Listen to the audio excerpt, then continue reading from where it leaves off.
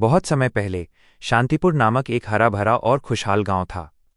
इस गांव के लोग मेहनती और सीधे सादे थे और वे अपने न्यायप्रिय राजा विक्रम सिंह से बहुत प्यार करते थे। राजा विक्रम सिंह अपनी प्रजा का ध्यान रखते थे और अक्सर भेष बदलकर अपने राज्य का हाल जानने निकलते थे।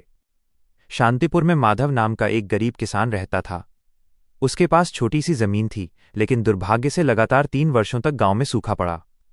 माधव ने अपनी फसल बचाने की हर मुमकिन कोशिश की, लेकिन सब व्यर्थ रहा। उसके पास अब कुछ नहीं बचा था और वो अपने परिवार को खिलाने के लिए बहुत चिंतित था। एक दिन माधव हिम्मत करके राजा के महल की ओर चल पड़ा। महल के भव्य द्वार पर पहुंचकर उसे संकोच हुआ, लेकिन अपने परिवार की चिंता ने उसे आगे बढ़ने की शक्ति दी। वो गार्डों से विनती करके राजा के सामने पेश हुआ। राजा विक्रम सिंह अपने सिंहासन पर बैठे थे। उन्होंने विनम्रता से सिर झुकाए हुए माधव को देखा और पूछा, बताओ किसान, तुम क्या चाहते हो? माधव ने पूरी सच्चाई और दुख के साथ अपनी कहानी सुनाई। उसने बताया कि कैसे सूखे ने उसकी फसल को बर्बाद कर दिया और अब उसके पास अपने परिवार के लिए अनाज का एक दाना भी नहीं है।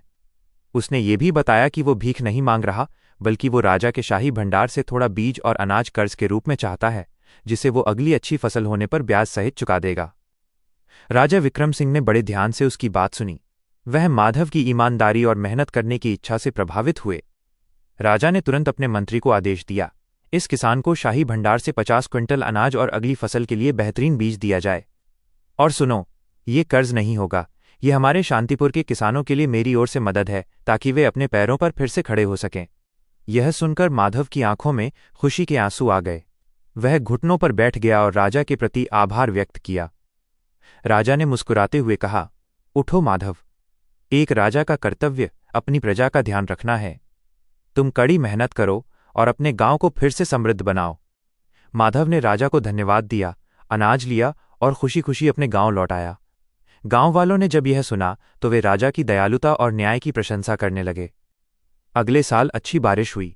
माधव ने पूरी लगन से काम किया और उसकी फसल शानदार हुई। उसने न केवल अपने परिवार का पेट भरा, बल्कि उसने अपने गांव के कुछ अन्य गरीब किसानों को भी मदद की।